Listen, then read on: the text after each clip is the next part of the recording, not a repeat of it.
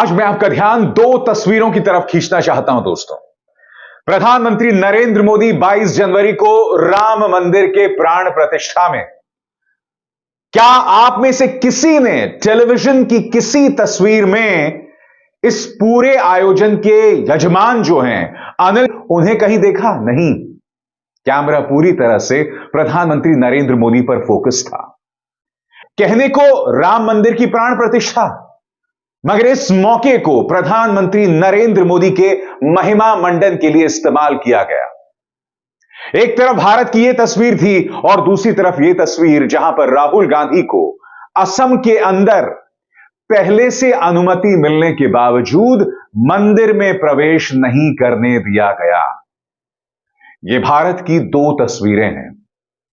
राहुल गांधी को अनुमति मिल गई थी, मगर बावजूद उसके उन्हें नहीं घुसने दिया गया दोस्तों। और ये दोनों ही तस्वीरें कल की थी, 22 जनवरी की। मगर स्वाभाविक सी बात है, गोदी मीडिया आपको यह दूसरी तस्वीर नहीं दिखाएगा जिसमें राहुल गांधी को मंदिर में प्रवेश नहीं करने दिया गया। क्यों? क्योंकि हेमंत बिस्व शर्मा असम इस तरह से चलाते हैं मानो उन्हीं का राज चलता है। अगर उन्हें राहुल गांधी ने देश का सबसे भ्रष्ट मुख्यमंत्री बनाया तो वो उससे इस कदर नाराज हो जाएंगे कि उन्हें मंदिर के अंदर भी प्रवेश नहीं करने दिया जाएगा। सुनिए कल राहुल गांधी ने पुलिस से बातचीत करते हुए क्या कहा। हम मंदिर जाना चाहते हैं, मंदिर में अलाउ नहीं है हमें। अभी 3 बजे के बाद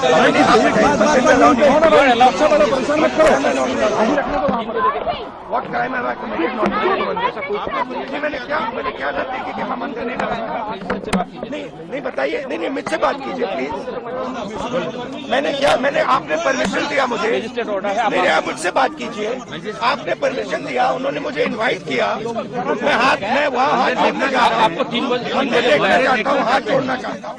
मैंने क्या गलती की है आप मुझे बताइए, मैंने गलती क्या की, बुलाइए। आज इस देश की जनता से एक बार फिर सवाल, आखिर भारतीय जनता पार्टी धार्मिक मुद्दों को चुनाव के लिए क्यों इस्तेमाल कर रही है, वोट बटोरने के लिए क्यों इस्तेमाल कर रही है, और वो भी इस तरह से खुला खेल फर्रुखाबादी। आज मैं आपको एक और तस्वीर दिखाऊंगा दोस्तों। आप देख सकते हैं ममता बनर्जी एक सर्वधर्म मार्च निकाल रही हैं। ममता दीदी के साथ पंडित भी हैं, मौलवी हैं, गुरुद्वारे के प्रतिनिधि भी हैं और गिरजाघर से पादरी भी इस मार्च में उनके साथ हैं। इसकी चर्चा मैं आपके साथ करूंगा दोस्तों, मगर आज जो सवाल मैं आपके सामने रखने आया हूं कि धार्मिक मुद्दों पर आखिर क्यों भारतीय जनता पार्टी इस तरह से राजनीति करती है। उसके लिए धर्म और राम ज्यादा जरूरी हैं या अपने लिए वोट बटोरना, जो बार बार इन तस्वीरों से प्रमाणित हो रहा है, लगातार हो रहा है। मैं आपको बतलाना चाहूंगा कि जिस तरह से राहुल गांधी को मंदिर में प्रवेश नहीं करने दिया गया असम में, उस पर अखिलेश यादव ने भी अपना बयान दिया है दोस्तों। वो कह रहे हैं किसी को भी भगवान के दर्शन करने से रोकने से बड़ा अधर्म और क्या हो सकता है। आज अखिलेश यादव इसे अधर्म बता रहे हैं। बड़ा प्रश्न, भारतीय जनता पार्टी अपनी नफरत में इस कदर अंधी हो चुकी है कि वो विपक्ष के एक नेता को मंदिर में प्रवेश भी नहीं करने दे रही है। यह तो कल्पना से भी विचित्र है। और दूसरी तरफ जब आप 22 जनवरी के एक पावन मौके को अपनी राजनीति के लिए इस्तेमाल करते हैं और जब विपक्ष उस निमंत्रण को ठुकराता है, तब आप अपनी पालतू मीडिया के जरिए उसी तरह से विपक्ष के खिलाफ एक घटिया और झूठा प्रोपेगेंडा चलाते हैं। और ऐसा नहीं है दोस्तों कि भारतीय जनता पार्टी के लिए राम कोई आध्यात्म का मुद्दा है, नहीं। राम कोई धर्म का मुद्दा भी नहीं है। भारतीय जनता पार्टी के लिए राम सिर्फ और सिर्फ कोरी सियासत का मुद्दा है। और आज मैं इसको एक बार फिर प्रमाणित करना चाहूंगा। आपकी स्क्रीन पर यह है जॉर्ज फर्नांडिस। मैं आज आपको 90 के दशक का उनका एक बयान सुनाने आया हूं दोस्तों। इसमें आप सुनेंगे कि किस तरह से जॉर्ज फर्नांडिस बता रहे हैं कि आखिर लाल कृष्ण आडवाणी ने राम रथ यात्रा क्यों शुरू की। सुनते हैं। 27% रोजगार सामाजिक और शैक्षणिक मामलों में पिछड़े लोगों के लिए आरक्षित रखा जाए, यह मंडल कमीशन की सिफारिश, और इस सिफारिश को लागू करने का ऐलान 7 अगस्त को संसद में हम लोगों ने किया। इस ऐलान के 48 घंटों के अंदर, मैं औरों की बात नहीं कह रहा हूं, लाल कृष्ण आडवाणी ने खुद मुझसे कहा कि आपने हमारे सामने अभी कोई विकल्प नहीं रखा है, हमारे सामने अभी एक ही रास्ता है कि हम हिंदुत्व का प्रश्न को, मंदिर और मस्जिद का प्रश्न को लेकर लोगों के सामने जाने का काम करें। अगर मंडल आयोग की सिफारिशें लागू नहीं होती तो फिर राम भक्ति आपको देखने के लिए नहीं मिलती, जिस मात्रा में आज देखने के लिए मिल रही है और जिस ढंग से वो देखने के लिए मिल रही है। यह हकीकत है और छिपाई जाती है, यह हकीकत है। यानी कि अगर पूर्व प्रधानमंत्री स्वर्गीय वीपी सिंह मंडल कमीशन ना लाते तो शायद राम रथ यात्रा भी शुरू ना होती। वो राम रथ यात्रा जो जहां जहां से गुजरी, दर्जनों सैकड़ों लोग दंगे में मारे गए, और फिर 6 दिसंबर 1992 जब बाबरी ढाया गया और देश में जिस तरह से दंगे देखे गए, वो शॉकिंग था, शर्मनाक था। और फिर 1993 में मुंबई में ब्लास्ट हुए, तब टाइगर मेमन ने 1992 का बदला लिया था। 90 से लेकर 93 ये जो दौर था भारत का, वो अपने आप में निहायत ही नाजुक और कई मायनों में शर्मनाक दौर था। क्यों? क्योंकि वीपी सिंह मंडल कमीशन लेकर आए थे और लाल कृष्ण आडवाणी ने जॉर्ज फर्नांडिस से कहा था कि चूंकि वीपी सिंह मंडल कमीशन लेकर आए हैं, इसीलिए अब हम राम रथ यात्रा निकालेंगे। इसका राम से कोई लेना देना नहीं है दोस्तों। जैसा आजकल हो रहा है, प्राण प्रतिष्ठा के नाम पर भारतीय जनता पार्टी जो कर रही है वो सिर्फ और सिर्फ सियासत ही तो है ना। क्योंकि अगर धर्म को लेकर आपके मन में थोड़ी सी भी भावना होती, सद्भावना होती, तो इस तरह से राहुल गांधी को आप मंदिर में प्रवेश करने से रोकते तो नहीं ना। 22 जनवरी के आयोजन को आप प्रधानमंत्री नरेंद्र मोदी के महिमा मंडन का जरिया नहीं बना देते और उसके जरिए भाजपा के लिए वोट हासिल करने का जरिया। बताइए ना मुझे, कहां है राम? और ऐसे में ममता बनर्जी की यह तस्वीर सामने उभर कर आती है, जिसका जिक्र अभी मैंने किया था। दोस्तों, मुझे लगता है ममता बनर्जी ये जो काम कर रही है बहुत ही बोल्ड काम है, क्योंकि जिस तरह से भारतीय जनता पार्टी राजनीति कर रही है ना, धर्मनिरपेक्षता, सेक्युलरिज्म को एक गाली बनाया जा रहा है। वो धर्मनिरपेक्षता जो हमारे संविधान में निहित है। अब जाहिर सी बात है, जो चीज संविधान में निहित है वो गलत कैसे हो सकती है, मगर ममता बनर्जी इस मार्च के जरिए उसे हासिल करने की कोशिश कर रही हैं। उन्हें गालियां दी जा रही हैं। भाजपा का प्रचार तंत्र इस तस्वीर को भी राम का अपमान बता रहा है, हिंदू धर्म का अपमान बता रहा है। मैं आपसे एक सवाल पूछना चाहता हूं दोस्तों, मेरा हिंदू धर्म वसुदैव कुटुंबकम में विश्वास करता है, यानी कि पूरा जो दुनिया है, पूरी जो कायनात है, वो मेरा परिवार है। सर्वधर्म संभाव, इसका जिक्र सिर्फ मेरे हिंदू धर्म में है। तो ऐसे में अगर ममता बनर्जी ये मार्च निकालती हैं तो इसमें गलत क्या है? प्रचार तंत्र लगा हुआ है, मीडिया लगा हुआ है इसे बदनाम करने के लिए। और मीडिया की बात हो ही रही है दोस्तों, तो मैं आपको एबीपी न्यूज का एक क्लिप दिखाना चाहता हूं। इस क्लिप में एक बहुत ही शॉकिंग चीज सामने उभर कर आई है। यहां पर पापा की परी एंकर जो हैं, एक धर्मगुरु से सवाल पूछती हैं कि भाई जो विपक्ष में लोग हैं, कौन से अच्छे लोग हैं श्री राम की निगाह से या धर्म की निगाह से? जवाब वो देते हैं अखिलेश। मगर मामले को पलटने के लिए मोहतरमा अचानक टोपी का जिक्र कर देती हैं। सुनिए किस तरह से गोदी मीडिया खेल खेलता है, सुनते हैं। सम्मान करने वाले 5 नाम। चलो मैं हमारे उत्तर प्रदेश का ही नाम ले देता हूं एक तो। बिल्कुल।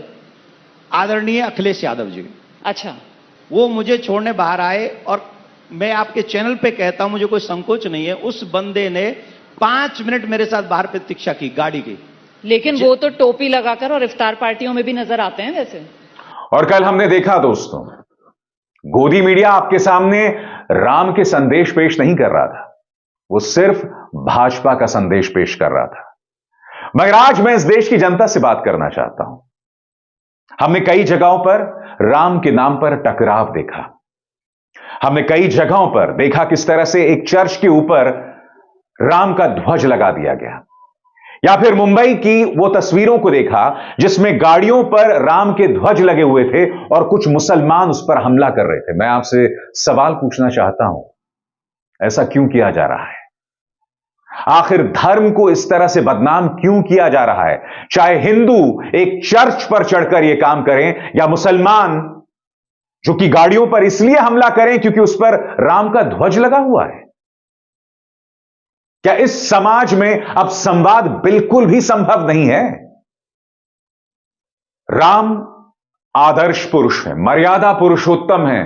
उनसे सबक लेके, उनसे शिक्षा लेकर हमें बेहतर इंसान बनने की जरूरत है। अपने अंदर जहर पालने की जरूरत नहीं है। मैं आपको लखनऊ के हजरतगंज का यह वीडियो दिखाना चाहता हूं। दोस्तों, आप क्या जानते हैं, यह जो आयोजन हो रहा है वो राम के नाम पर हो रहा है, मगर यह वीडियो मैं आपको सुना नहीं सकता हूं, सिर्फ दिखा सकता हूं। जानते हैं क्यों? क्योंकि इसमें मां की गाली दी जा रही है। मैं आपसे सवाल पूछना चाहता हूं, चाहे आपके निशाने पर देशद्रोही हो, राम विरोधी हो, मगर क्या आप इस तरह से मां की गाली देंगे, वो भी श्री राम के आयोजन में? और यह सब हो रहा है लखनऊ के हजरतगंज में।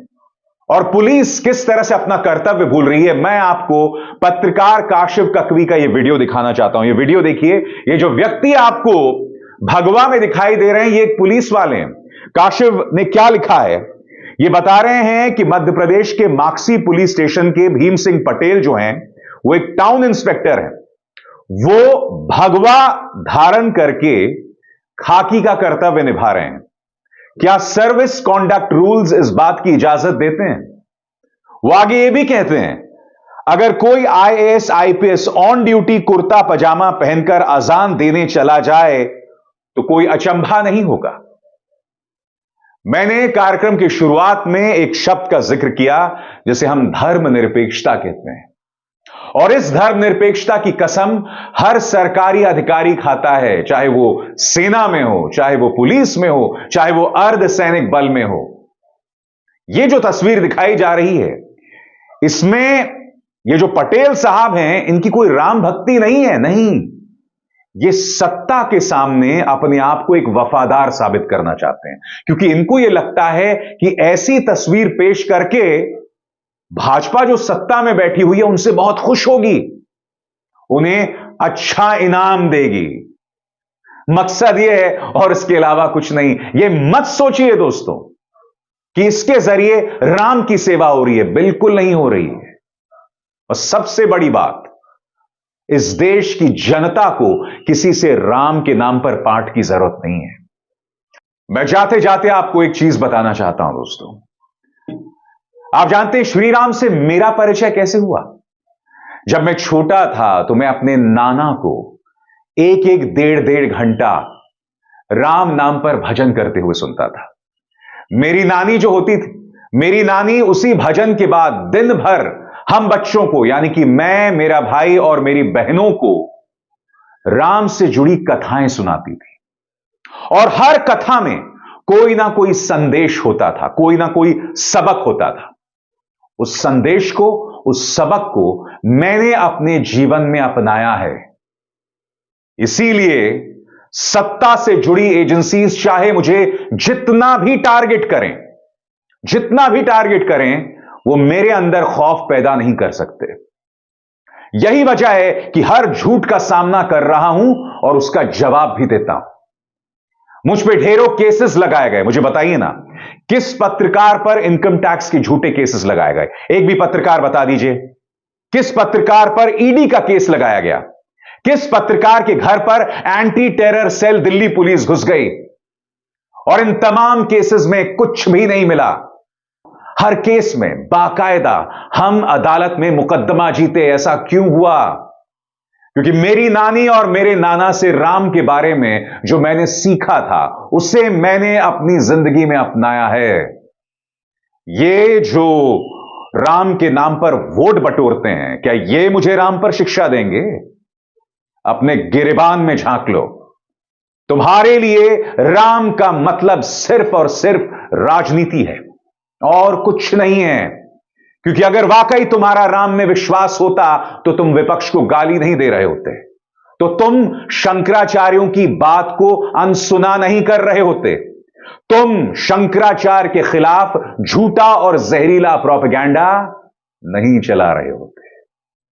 राम के मायनों को समझो और याद रखो कि देखो ओ दीवानों, तुम ये काम ना करो, राम का नाम बदनाम ना करो।